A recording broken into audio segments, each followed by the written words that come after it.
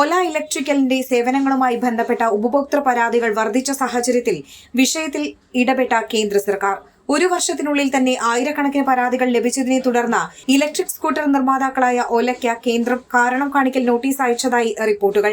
Central consumer protection അതോറിറ്റിയാണ് ഒല electrical notice നൽകിയിരിക്കുന്നത്.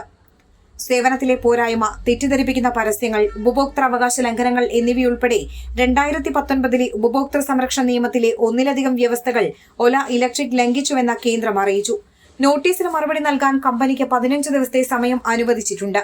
2023 September 1-നും 2024 August 30-നും ഇടയിൽ ഉപഭോക്തൃകാര്യ വകുപ്പ് നിയന്ത്രിക്കുന്ന നാഷണൽ കൺസ്യൂമർ ഹെൽപ്പ് ലൈനിൽ ഒലയുടെ സ്കൂട്ടറുകളുമായി ബന്ധപ്പെട്ട് 10,644 പരാതികൾ ലഭിച്ചു.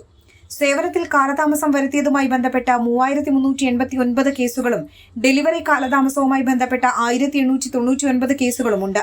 1,459 പരാതികൾ കമ്പനിയുടെ വാഗ്ദാനങ്ങൾ പാലിക്കാത്തതിനെതിരെയാണ്.